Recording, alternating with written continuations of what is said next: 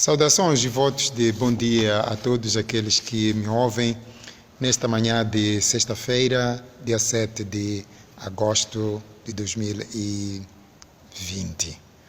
Hoje voltamos mais uma vez para refletirmos em torno das Escrituras Sagradas. E antes de proceder com a leitura, oremos pedindo a revelação divina. Nosso Deus e nosso Pai, graça te damos por esta oportunidade que o Senhor nos concede de interagir com os irmãos que nos acompanham nas nossas publicações semanais a partir deste meio virtual. Pedimos para que o Senhor seja conosco por meio do seu Espírito Santo e nos revele por forma que possamos transmitir as suas Escrituras Sagradas em cumprimento do mandato do Mestre, o qual disse: idem e ensinai a todo mundo. Pedimos tudo isto certos de que o Senhor nos dará, em nome do Pai, e do Filho, e do Espírito Santo. Amém. O texto sobre o qual iremos refletir hoje é extraído do Evangelho segundo João, no seu capítulo 6, versículos 68. E passo a ler. A quem iremos, Senhor? Tu tens palavras de vida eterna. Para melhor compreendermos em que medida o valor deste texto, é importante antes compreendermos o contexto que gera esta palavra. E o seu contexto é situado no mesmo Evangelho de João, no capítulo 6, no versículos 35, onde Jesus se declara como sendo o pão da vida, se declara como sendo aquele que nele for nunca terá fome, se declara como sendo aquele que todo que nele crê nunca terá sede, conforme João 6, versículos 35. É importante dizer que a incompreensão ou as dificuldades que surgiram ao auditório de Jesus tiveram como consequência a dissensão de muitos dos que ali o ouviam. E a razão fundamental que levou a que eles se apartassem de Jesus, conforme nós encontramos lá no Evangelho de João 6, versículos 35, reside no fato de Jesus ter se declarado como sendo o pão da vida. Reside no fato de Jesus ter se declarado como sendo o alimento, porque o pão é considerado como alimento básico. Há onde ver que lá na oração do Senhor, onde Jesus ensina a seus discípulos como orar, para se referir ao alimento básico, ele diz: dai-nos hoje o pão de cada dia. Então, os ouvintes de Jesus, ouvindo-no, proclamando-se como sendo o pão, eles ficaram indignados e, de certa forma, com dificuldades imensas de compreender o que aqui é que Jesus pretendia se dizer ao se declarar como sendo o pão. Porque havia uma prática de seres humanos que se alimentavam de seres iguais àquilo que é chamado por canibalismo. E permitam-me que compreendamos antes o que é isso de canibalismo. O canibalismo é um tipo de relação ecológica em que certa espécie de animais se alimentava de indivíduos da mesma espécie. E de acordo com os investigadores, essa prática teria resultado da evolução das espécies com o objetivo de eliminar os indivíduos menos aptos. Exemplo, provenientes de uma ninhada em que alguns filhotes saem dos ovos defeituosos ou imaturos. E por causa desta crença de canibalismo e a sua incidência no tempo, um certo tipo de espécie animais, muitos discípulos, ouvindo esta declaração segundo a qual Jesus é o pão da vida, o abandonaram, deixando-no apenas com os seus 12 discípulos. Julgaram duro o discurso. Era difícil para eles compreender que para possuir a vida eterna em Deus era necessário comer a carne e beber o sangue do Filho de Deus. Porque não compreendiam que esta referência de comer e beber a carne do Filho de Deus referia-se à carne e ao sangue representados de forma simbólica pelo pão e pelo cálice, conforme Marcos 14, versículo 12 a 16. Jesus havia deixado muito categórico e claro, sem deixar dúvida alguma, de que a vida que nos dá, Ele nos la dá, nos dando o seu corpo e o seu sangue. E nós precisamos nos alimentar do corpo e sangue do Senhor, conforme João capítulos 10, versículos 28. E por causa destas dificuldades de entendimento de Jesus como sendo o pão, o alimento, muitos o abandonaram, conforme fizemos menção do Evangelho segundo João, versículos 6 e 60. Ora, quando Jesus se apercebe de ter sido abandonado e se dá conta de que um grupo de pessoas havia ficado com ele, então Jesus dirige-se a estas pessoas perguntando-as: vocês também não querem ir?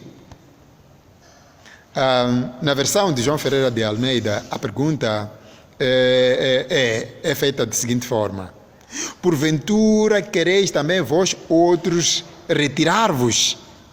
Conforme João 6, versículos 67. Feita esta pergunta, um dos discípulos que tem se destacado no Novo Testamento como sendo aquele que prontamente responde às perguntas de Jesus, aquele que após a pergunta em que Jesus fizera sobre quem dizeis que eu sou, ele respondeu prontamente: tu és o Cristo, o Filho de Deus vivo.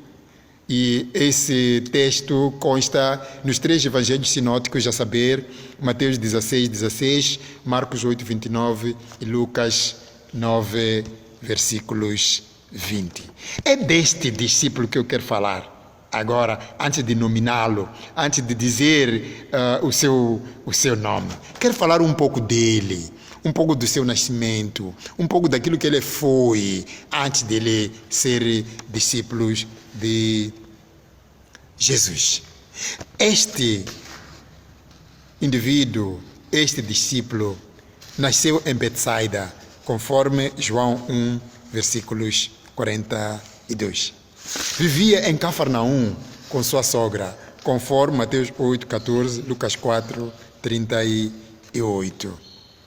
Este discípulo, Clemente fez referência a ele como sendo casado. Estou a me referir ao Clemente de Alexandria, que ele dissera que este era casado e tinha filhos. Este discípulo destaca-se de várias maneiras. Em algum momento, quando Jesus o chama e o pergunta e diz: tu me amas mais do que estes? Ele responde a primeira, a segunda, e na terceira vez ele fica muito aborrecido. Ele diz: Senhor, tu sabes, é Pedro. É Pedro quem, respondendo à pergunta do Senhor, segundo a qual vocês também não querem ir, ele diz: a quem iremos, Senhor? Tu tens palavras de vida eterna. Vale a pena olharmos com um pouco de detalhes esta palavra Senhor, que Pedro a usa na introdução da sua resposta a Jesus. E se calhar levantar uma pergunta mesmo de retórica, só para saber será que Pedro, ao dizer Senhor, referia-se àquela forma de respeito em que alguém encontrando um indivíduo de sexo masculino e querendo se dirigir a ele, o trata por Senhor? Será que este Senhor a quem Pedro se refere quando diz a quem iremos, Senhor, refere-se ao termo comum de Senhor que nós habitualmente usamos no nosso dia a dia? Certamente que não. O título aqui de Senhor não se refere àquela palavra comum da qual nós estamos habituados, mas ela vai mais do que aquilo que é o comum do uso desta palavra Senhor. Porque esta palavra Senhor tem o sentido de evocar uma certa divindade. Porque esta palavra Senhor era igualmente usada quando se referia ao imperador romano, que também tinha o título de Deus. No grego, esta palavra, quando se refere a Jesus, é dita do seguinte modo: Kyrios Iesu. E esta é a mais curta afirmação do credo encontrado no Novo Testamento. Ela serve como uma declaração de fé para a maioria dos cristãos que consideram a Jesus tanto homem como Deus, que resulta da união hipostática, também conhecida no mundo teológico como união mística ou dupla natureza de Cristo. Senhor, para quem iremos? Tu tens as palavras eternas. O evangelista João coloca na boca de Pedro esta profissão de fé, após o discurso sobre o pão da vida, o pão que alimenta, o pão que encoraja, o pão que exige ir ao encontro dos outros. Uma declaração que, de certa maneira, acabou criando ou causando dissensões aos homens de pouca fé que ouviram o Senhor e abandonaram o caminho que, junto com Jesus, percorriam. Tu tens as palavras de vida eterna. É uma grande declaração de fé e de esperança em Jesus. O objeto do texto não é falar sobre a fé, embora a fé seja fundamental para compreender os ensinamentos transmitidos nas Escrituras Sagradas. Vou falar daquilo que é ação, daquilo que deve ser a ação da fé. A fé é exigente. A fé não pode ficar presa. A fé não é estagnada. A fé se concretiza em ações. Não podemos nos esquecer que, buscando a Deus em primeiro lugar, Deus nos acrescentará o resto. E ato que só poderá acontecer se nós estivermos cheios do Espírito Santo e movidos de fé. Só com fé é que nós podemos compreender a necessidade de buscar a Deus em primeiro lugar, para que todo o resto nos seja concedido, conforme o evangelista Mateus faz menção no seu capítulo 6, no versículos 33. A nossa força de esperança, ou seja, a nossa força motriz de esperança em Deus, pela qual Pedro declara Jesus como Senhor, transcende a capacidade humana e ela está revestida de fé. A ausência de reconhecimento de que Jesus está no meio de nós vivo e ainda assim o procuremos entre os mortos, revela-se como falta de fé. Portanto, este é o contraste entre aquilo que é fé e aquilo que se revela como sendo a falta de fé. Um outro texto bíblico que eu faço menção, que eu cito a ele aqui, que mostra até que ponto é que um homem movido de fé pode ser forte e pode produzir grandes obras. Jesus diz, olhando para seus discípulos: se tiverem a fé do tamanho de um grão de mostarda, poderão dizer a este monte: vá daqui para lá, e ele irá. E esse texto é extraído em Mateus 17, versículos 20. Pedro, cheio de fé, responde a Jesus, dizendo: a quem iremos, Senhor? Tu tens palavras de vida eterna. Querido irmãos em Cristo, nós encontramos um grande ensinamento de fé em Pedro. Ter fé não significa ser perfeito.